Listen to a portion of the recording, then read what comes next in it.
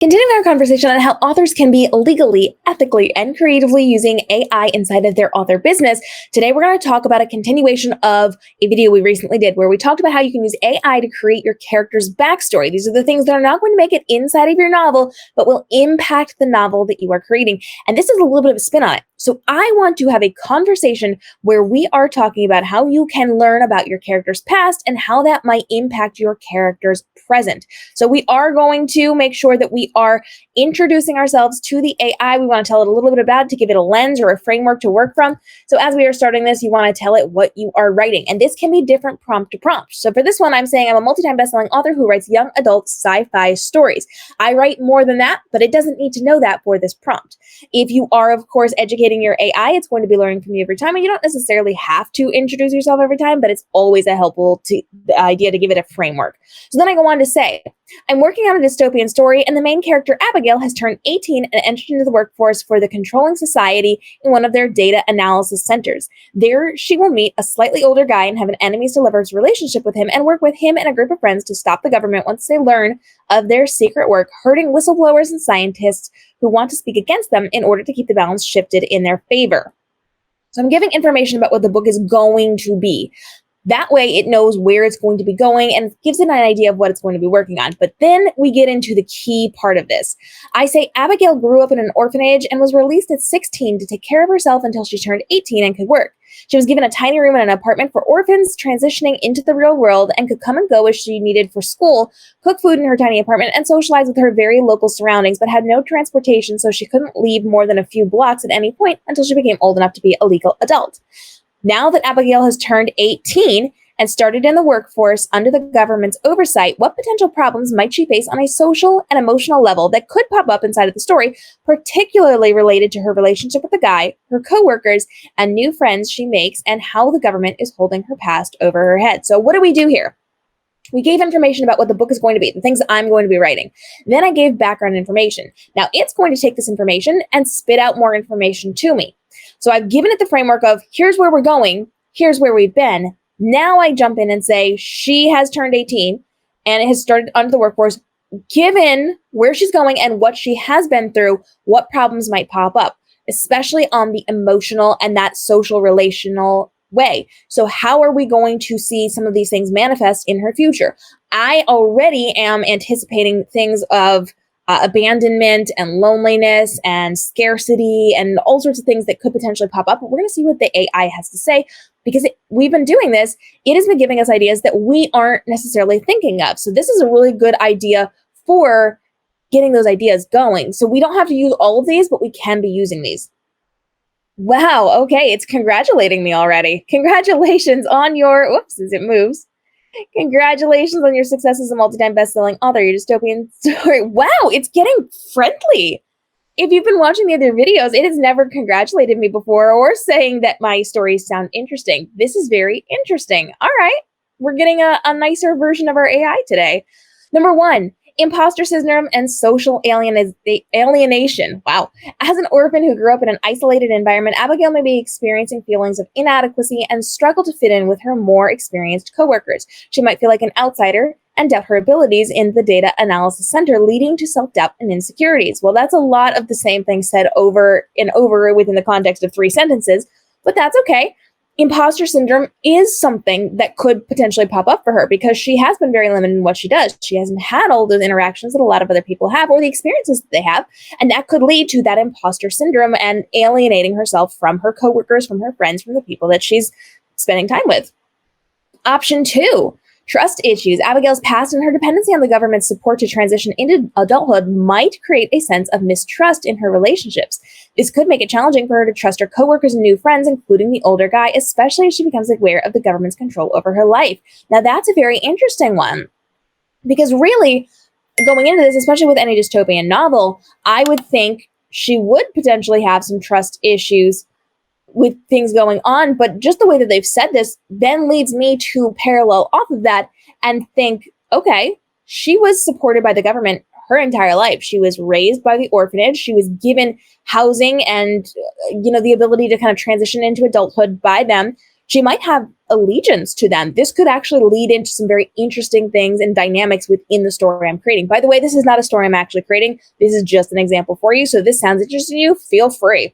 Number 3, struggles with freedom and independence. After years of limited freedom and being dependent on the orphanage system, suddenly having the autonomy to work and make choices might be overwhelming to Abigail. We could have some panic attacks going on in here. We could have a lot of different things. She could grapple with decision making. So she struggles to make her own decisions because she's always had to rely on people. That could be a very big plot point. That could be very helpful. And face difficulties in handling her newfound independence. There's a lot of interesting things that we could work on with that as well.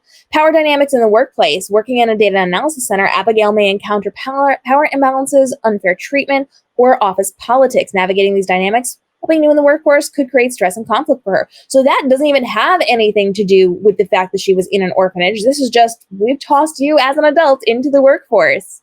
And that could come with its own set of office politics to navigate, which could help us.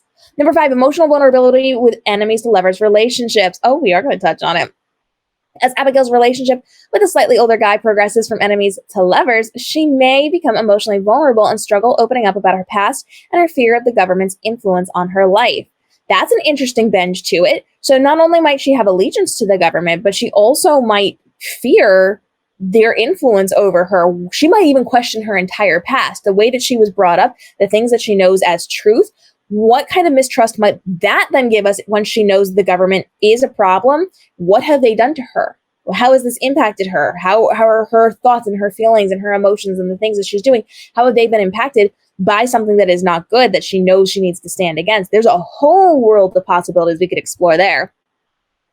Number 6 is ethical dilemmas. As Abigail becomes aware of the government's unethical practices, she might face an inner conflict about whether to stay loyal to the job or join her new friends. Fear of rejection and betrayal. We've got guilt and responsibility. Okay. Isolation from family and support systems. We've got dealing with loss and sacrifice. Now, that could be an interesting one, too. As the stakes rise in their mission to stop the government, Abigail and her friends may face losses and sacrifices. Coping with these emotional challenges could put a strain on her relationship and test her resilience. So that isn't even what I was thinking for that. So dealing with loss and sacrifice, my first thought just reading that headline was the loss and sacrifice of her not having a family, of her growing up under the control of the government, of all of those things from her past. They're talking about the future, what could potentially happen, because they understand what I'm going to be writing. Now, knowing what I had just considered for that headline and what they've then given me, I can then resign those two things together. How could dealing with her loss and sacrifice from her childhood then have an issue with what she's dealing with loss and sacrifice now? What's she going to be willing to do? What isn't she going to be willing to do? What is she going to be willing to let other people do? How is she going to cope when other people are making decisions around her that she can't control? All of those things are really good options for me to then work into what I'm doing. Now, would I do all of these? No, because you're not going to be putting all 10 of these things in major ways inside of your story, maybe in small ways, but not in major ways. Maybe I like some of these, maybe I don't. Maybe I would go in and I would say, I do not like number 10, rephrase number 10, or give me another way that she could be dealing with loss and sacrifice. In fact, let me go ahead and say that. Give me another example of how she can deal with loss and sacrifice.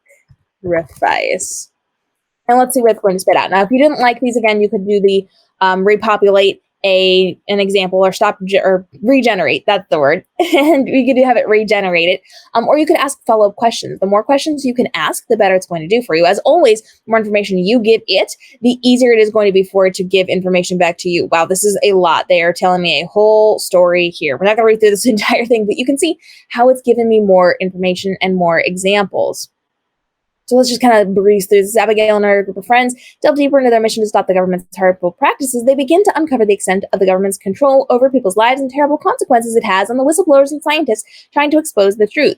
As they gather evidence and plan their next move, the government becomes aware of their activities and starts cracking down on them. So this is fully fleshing out with ideas. You can then take this and parlay off of it to create your own ideas for your novel. You can use some of these thoughts and things that they are suggesting, but it's, what? Despite their best efforts, they are unable to get Alex to safety in time, and he tragically succumbs to his injuries.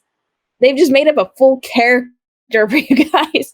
But there's a lot that you can be doing with this to find out how that past, how their childhood story will impact their present. we know that, of course, if somebody is growing up in an orphanage, there's going to be a lot tagged on to that they're going to have to deal with as an adult, as whatever it is that they are doing inside of their story. This is going to have impact on it. And so this is just a really nice way for you to be able to come in and not have to think of those bullet point lists yourself. You can ask your AI to give you help on this one. You can ask clarifying questions. You can say, what if this happens? How would her past impact this? You can even go scene by scene and say, okay, if she has a friend who does get sick and the government then does not take care of them and disposes of them, how was her past impact how she reacts to that now? You can ask all those questions, and we have that in a full playlist for you on how you can creatively, legally, and ethically be using AI inside of your author business to help with your writing, to help with your publishing, and to help with your profitability inside of your author business. So if you've got questions, let's go ahead and drop those down below. This is a great time to get your ideas in here, get your thoughts in here, and get your questions in here so we can help answer this to make sure you are using AI inside of your author business to save time, to save effort, to help you be more profitable, but not in a way that's going to cost you your copyright protection for your novel in the future. So now's the time to follow along. We've got a whole legal playlist and a whole creative ethic playlist on how you can be using AI, and we'll see you in the upcoming episodes as we continue this conversation to give you easy and effective ways you can be using AI inside of your author business. And we drop daily videos to help you navigate the world of your social media marketing, your writing, your publishing, and your profitability in this space. We'll see you in the next episode.